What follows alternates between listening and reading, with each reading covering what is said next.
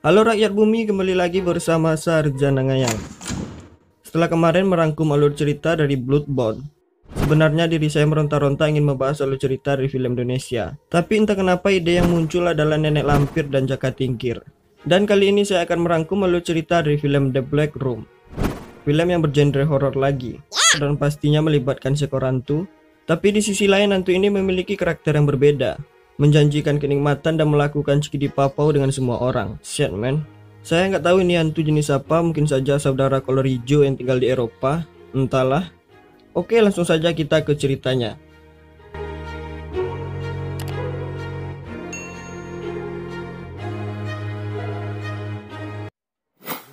Cerita bermula, Nona Black mengadakan pesta kecil-kecilan di ruang bawah tanah rumahnya, Ayam Bangs, saat kedua orang tuanya tidak di rumah.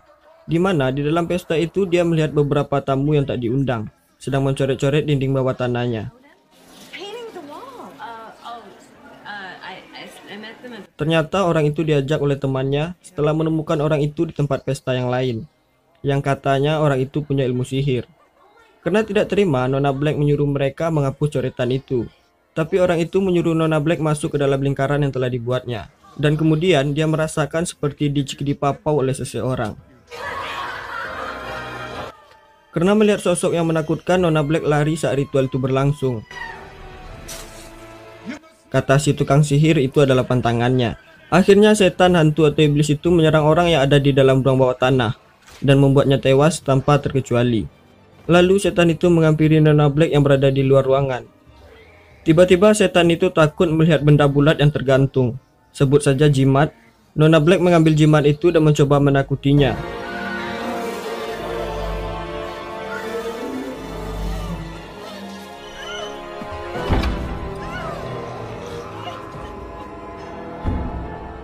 Dan Nona Black menutup pintu dan mengurung setan itu di sana, bersama semua jasad temannya dan jasad si tukang sihir. Dan akhirnya ruang itu dinamakan sebagai ruang hitam.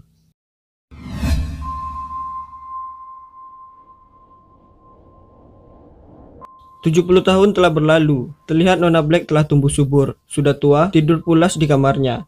Tapi tidur nyenyaknya terganggu setelah mendengar dobrakan pintu di ruang bawah tanah.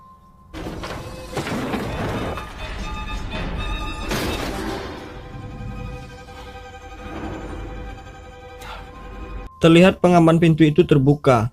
Kemudian ada sesuatu yang bergerak melalui pipa pemanas ruang bawah tanah. Nona Black di kamarnya mengeluarkan bacotan, "Aku tidak akan membiarkanmu keluar dan tidak memberimu makan tahun ini." I'm not letting you out, and I am not feeding you. And you must be quiet. Berarti Nona Black rutin memberi setan ini makan setelah kejadian 70 tahun yang lalu. Dan di sini muncul pertanyaan, apakah makanan setan ini? Apakah berbentuk sesajen atau cikidi papaukah?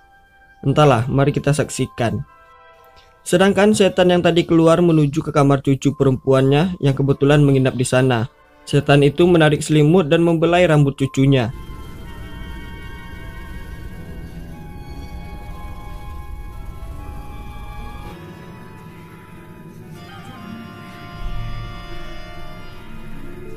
Sedangkan Margaret masih ngebacot di kamarnya, dan cucunya sudah merasakan hal yang semakin jauh. Tak lama kemudian, hal yang sama juga terjadi pada Nona Black. Tapi setan itu terhenti karena adanya jimat di dalam kamarnya. Setelah itu, Nona Black menuju ke kamar cucunya, dan cucunya sedang merasakan. Lalu Nona Black mengarahkan jimat itu dan aksi itu terhenti.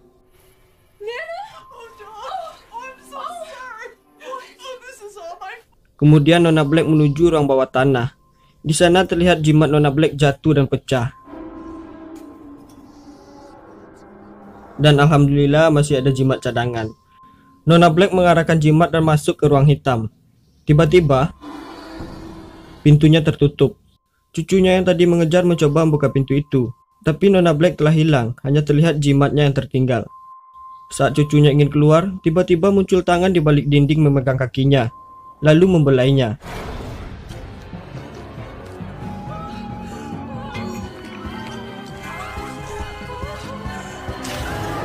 Dan cucunya diseret ke balik dinding itu. Terlihat tangannya keluar mengambil jimat. Lalu dia kembali dihempaskan keluar. dan dia berlari keluar dari ruang hitam, dan terlihat jimatnya terlempar. Dia menutup pintu itu dan jimat itu tertempel di dinding pintu. Lalu sesuatu bergerak melalui pipa pemanas, dan sampailah di kompor pemanas, keluar kobaran api. Film The Black Room dimulai.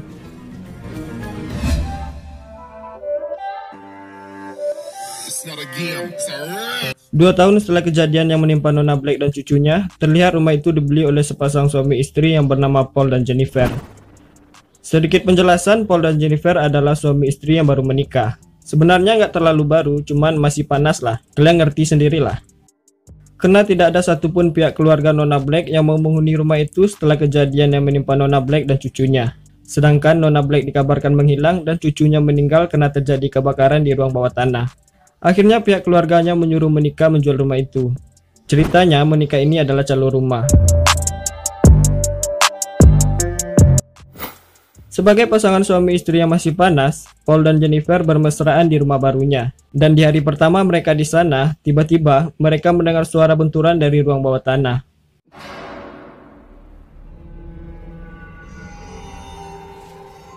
Mereka pergi memeriksanya. What's that? Yes, me. Ternyata itu adalah Oscar, orang yang disuruh Monica untuk memperbaiki kerusakan di ruang bawah tanah. Setelah sedikit bercerita, Oscar meminta kunci ruang hitam kepada Paul untuk memeriksa pipa-pipa yang mengarah ke balik dinding. Tapi untuk saat ini, Paul hanya memiliki kunci utamanya. That's all right. I'll figure it out. Sebagai pekerja yang handal, Oscar memikirkan bagaimana caranya pintu itu agar terbuka. Walaupun sebagai penonton, saya lebih menyarankan untuk menelpon Monica. Tapi Oscar yang tidak mendengar perkataan hati saya, dia menggedor-gedor pintu itu untuk membukanya. Dan gedoran Oscar membuat jimat yang tertempel di pintu itu jatuh.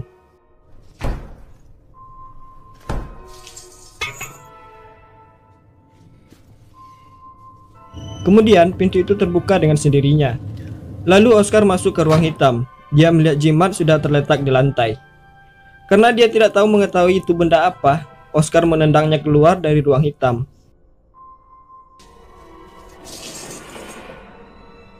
Tiba-tiba pintu itu tertutup lagi dengan sendirinya. Dan terpaksa Oscar menggedor pintu itu lagi untuk membukanya. Dan gedoran Oscar kali ini membuat patung yang berada di atas pintu itu jatuh tepat di kepalanya. Dan tiba-tiba pintu itu terbuka dengan sendirinya. Dan melihat pintu itu terbuka, Oscar yang gembira. Tapi saat dia ingin keluar, terlihat beberapa tangan menyeret kakinya dan memaksanya masuk ke dalam. Oscar berpegangan ke sela-sela pintu. Jari-jarinya terjepit oleh pintu yang akan tertutup. Dan saat Oscar berhasil melepaskan tangan kanannya, pintu itu tertutup sangat keras dan menjepit tangan kirinya.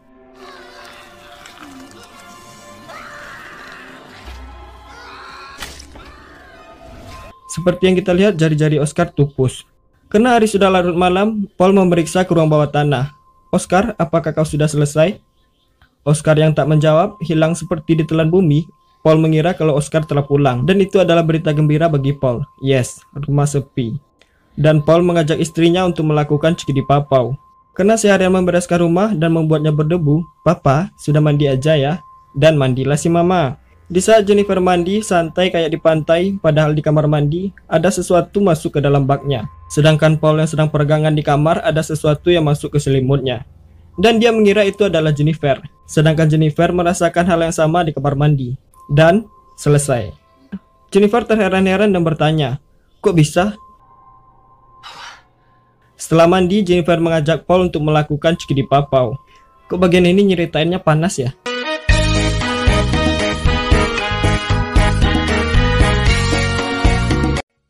Paul yang mengira tadi itu Jennifer udah kecapean, dan tanpa disadari hal itu membuat Jennifer sangat marah. Saya nggak tahu itu kenapa, mungkin bapak ibu lebih mengerti, tapi saya nggak suka sama setannya yang membuat rumah tangga orang berantakan. Shit man. Pagi hari Paul pergi jogging bersama tetangga barunya yang bernama Howard. Sedangkan Jennifer mencuci pakaian kotor di ruang bawah tanah. Tiba-tiba pintu ruang hitam itu terbuka. Lalu Jennifer merasakan hal yang sama seperti semalam. Dan dia sadar, kok bisa ya? Tapi nggak apa-apa lumayan. Dan dia merasakannya lagi. Tiba-tiba mesin cuci meledak. Dan fix mesinnya rusak. Paul sudah pulang dengan joggingnya membujuk Jennifer dan membawakan beberapa tangkai mawar. Dan di saat mereka memanfaatkan waktu lagi berduaan, sekarang Belle jadi masalahnya. Ternyata itu adalah Karen, adik Jennifer yang datang dengan penampilannya. Ada yang bisa tebak? Rocker bukan? Tapi Karen adalah orang yang menyukai dunia tentang ramalan atau hal-hal gaib. Dan dia adalah orang yang selalu membuat Paul marah dengan tingkahnya. Dan benar saja, di dalam rumah Karen mengejek bunga yang dibeli Paul tadi. Karena tiba-tiba bunga yang dibeli Paul tadi layu. Kenapa kamu membeli bunga yang layu, Paul? As a matter of fact, I did. It's so weird. Singkat cerita, Jennifer mengajak Karen ke lantai atas menunjukkan di mana letak kamarnya. Sedangkan Paul heran mengapa bunganya tiba-tiba layu. Dia mendengar suara benturan dari kolong meja. Ketika dia mendekatkan telinganya, dia mendengar benturan yang lebih keras yang bersumber dari ruang bawah tanah.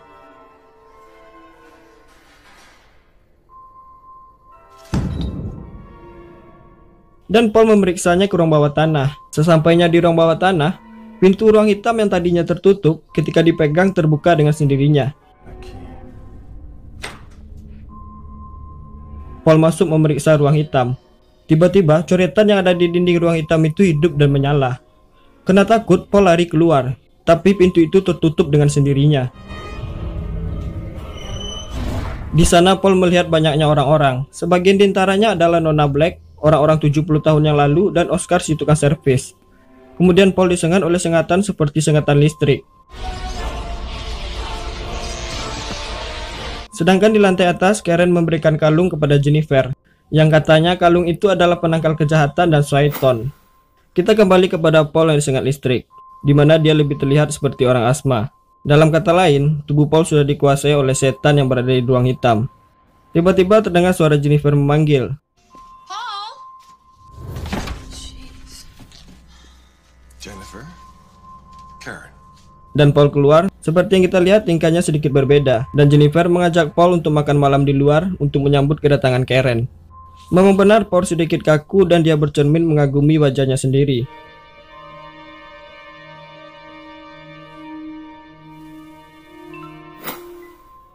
Singkat cerita, mereka sampai di rumah makan.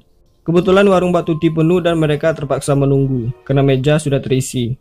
Karen dan Jennifer tak ingin jenuh menunggu, mereka pergi meminum segelas orang tua. Sedangkan Paul menggoda semua pelayan di sana. Menjanjikan cikidi papau pada semua pelayan. You couldn't have me if hell froze over. Milk. I'm sorry, sir. We don't carry milk here. Karen yang melihat itu melapor kepada Jennifer. Teh, suami kamu teh kenapa? Dan Jennifer mengira Paul sedang berusaha mencarikan meja. Singkat cerita, mereka sudah mendapatkan meja dan menikmati makan malam yang indah.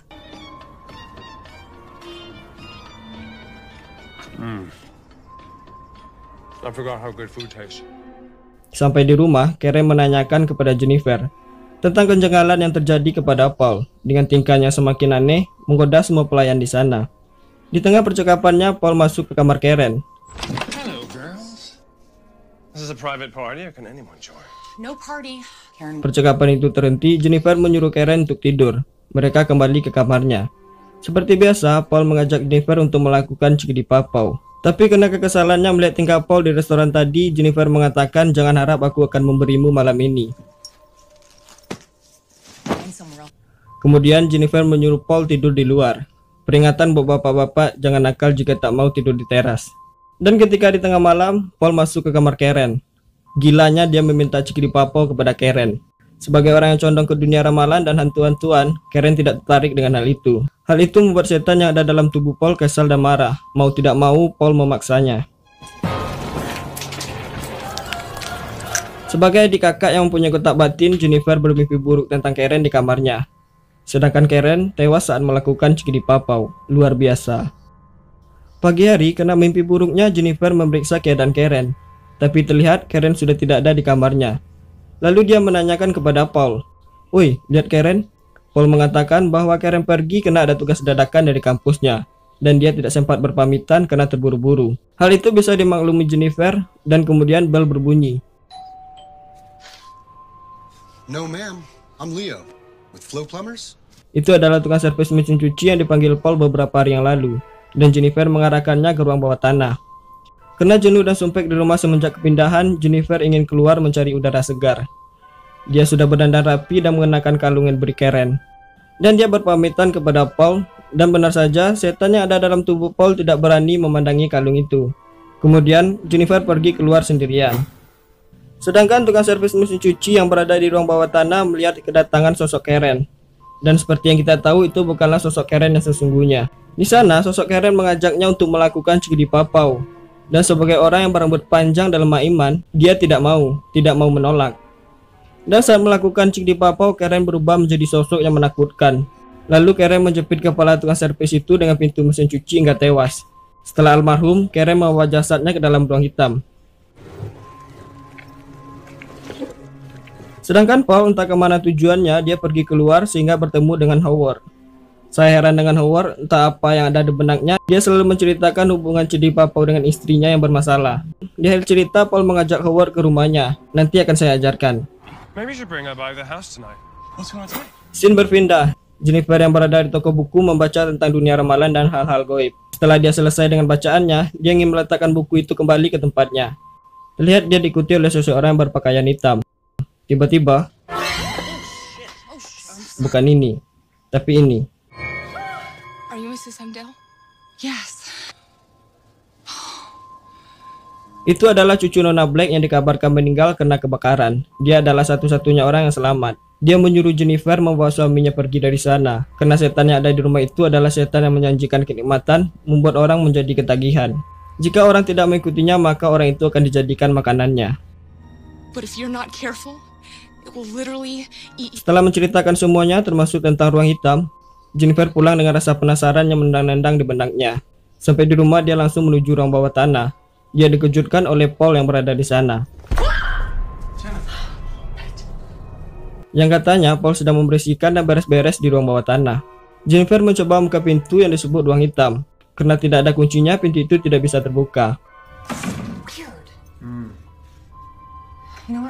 Dan dia terang-terangan mengajak Paul lari dari rumah itu dan memintanya untuk menjual rumah itu kepada orang.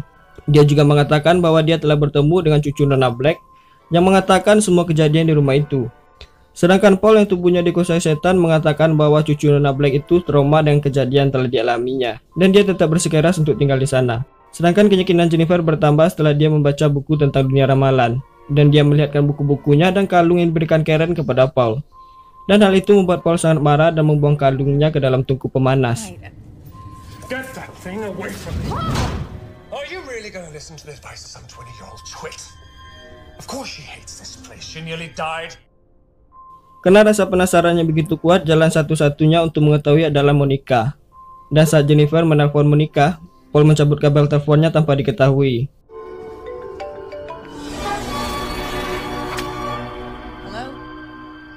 Dan saat dia ingin memanggil Monica dengan telepon genggamnya, tiba-tiba bel berbunyi.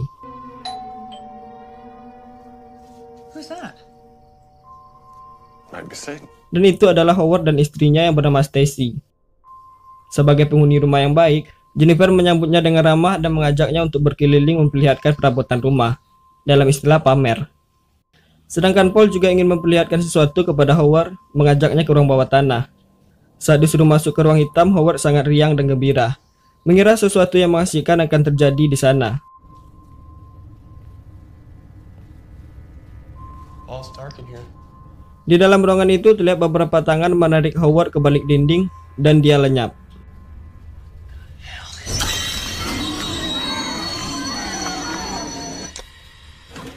Sedangkan Jennifer berbincang di kamarnya.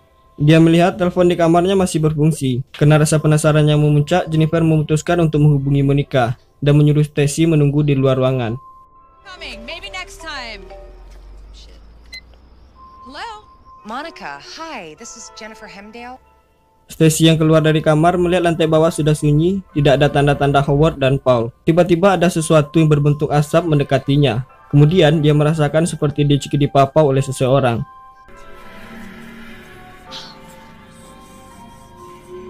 Dan lampu lantai bawah mati. Akhirnya dia meraba-raba memanggil Howard, sampai dia dikejutkan oleh Paul. Paul mengatakan Howard berada di ruang bawah tanah sedang membenarkan sesuatu. Dia meminta Stacy untuk memegang senter. Sampai di ruang bawah tanah, Paul melakukan ini kepada Jennifer. Shall we?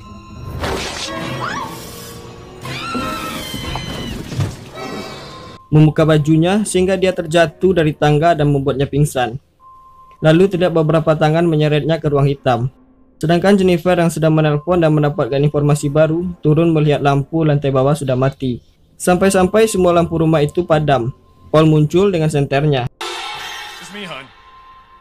The downstairs breaker blew out. Mengagetkan sih, mengatakan screen lampunya lagi bermasalah. Jennifer yang sudah mendapatkan informasi baru ingin berbicara kepada Paul setelah Stacy dan Howard pergi. Tapi Paul mengatakan bahwa Stacy dan Howard telah pulang ke rumahnya. Setelah itu Paul berlari menuju ruang bawah tanah.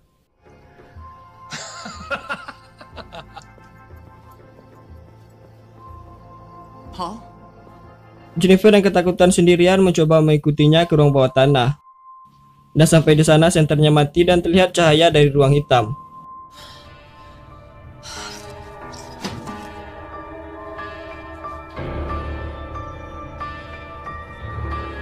Ketika dia mendekatinya, pintu itu terbuka dengan sendiri. Di dalam ruangan itu, Jennifer melihat kepompong besar dan korban-korban yang telah hilang. Seperti Nona Black, Karen, Howard, Stacy, dan orang-orang 70 tahun yang lalu. Terlihat tubuh orang-orang di dalam ruangan itu disedot oleh benda berbentuk selang dan mengarah ke pompong besar. Setan yang berada di dalam tubuh Paul mengatakan dia akan melahirkan bayi dan menciptakan wujud yang baru, di mana wujud luarnya berbentuk manusia dan wujud dalamnya berbentuk setan. Apakah ini dimaksud manusia berakhlak setan? Entahlah. Mungkin dalam arti kata adalah oplosan. Seperti perkataan cucu Nona Black tadi yang mengatakan semua orang akan dimakannya. Ya seperti inilah cara memakannya. Menyembunyikan semua korban-korbannya di ruang bawah tanah. Ketika semuanya sudah cukup, dia akan menyedot energi dalam tubuh orang dan menjadikannya satu dalam wujud yang baru. Sedangkan tubuh Paul dipakai untuk mempermudah aksinya mencari korban. Setan yang pintar. Sedangkan Jennifer akan dijadikan makanan pertama saat wujud barunya lahir. Dan saat dia melakukan persalinan, tiba-tiba Nona Black memegang tubuh Paul, menyuruh Jennifer memutuskan tali persalinannya. Jennifer, now! This is your only chance! Save him! Aksi Jennifer berhasil, tubuh Paul terselamatkan.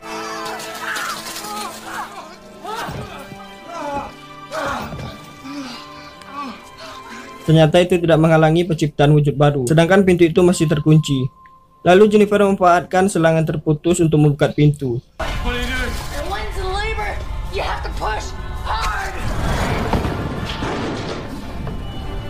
Dan karena dorongannya sangat keras, pintu itu terbuka.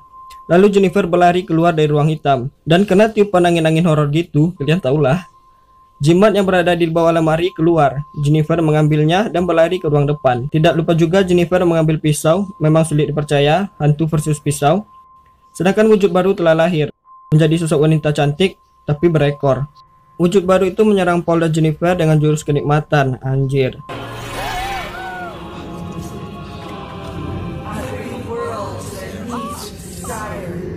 Sambil ngebacot siapa yang bisa menolak kenikmatan.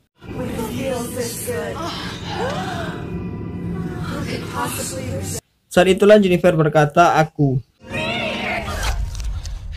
Dan pisau tertancap ke tubuhnya. Dan setan itu tewas. Sulit dipercaya setan tewas. Jadi seperti perkataannya tadi, wujud baru yang lahir menciptakan bagian luar manusia dan bagian dalamnya setan. Dalam arti kata, manusia yang bersifat seperti setan. Mungkin. Seperti yang kita ketahui, tubuh manusia sangat rentan dengan kematian. Dan itulah gobloknya setan yang berada di rumah Jennifer. Dia menciptakan wujud yang semakin lemah. Seandainya dia berubah menjadi mobil atau motor beat, mungkin dia tidak akan terluka terkena pisau. Onderdilnya lebih gampang untuk dicari. Dan setelah kejadian itu, Jennifer dan Paul hidup normal. Dia tetap tinggal di rumah itu dan bisa cikri papau dengan aman. Sedangkan korban yang berada di ruang hitam sudah tewas bersama wujud barunya setan. Dan cucu Nona Black tak terdengar kabarnya, entah di mana dia sekarang. Memang gadis yang malang. Dan film selesai. Jadi kesimpulannya, setan itu dipanggil saat Nona Black mengadakan pesta, yang akhirnya pemanggilan setan itu berujung kekacauan dan membuatnya membunuh semua orang. Dan Nona Black mengurung setan itu di dalam ruang hitam. Mungkin karena lama satu rumah dengan setan, Nona Black melakukan pendekatan dan perhitungan. Nona Black memutuskan untuk memberinya makan 1 kali dalam setahun, yaitu tepat di hari ulang tahunnya. Tapi entah kenapa saat cucunya menginap di sana, bertepatan dengan hari ulang tahunnya, Nona Black tidak mau memberi setan itu makan. Dan akhirnya setan itu memaksa keluar dan meniduri cucunya. Dan setan itu terkurung kembali setelah jimat yang terlempar tertempel di dinding pintu. Kemudian setan itu terbebas saat Oscar menggedor pintu dan menendang jimat itu keluar. Dan sampai akhirnya setan itu tewas. Sulit dipercaya sampai sekarang. Mati 2 kali dah tuh setan. Asal dekap. Dan bagi kalian yang mau menonton atau download, linknya ada di deskripsi.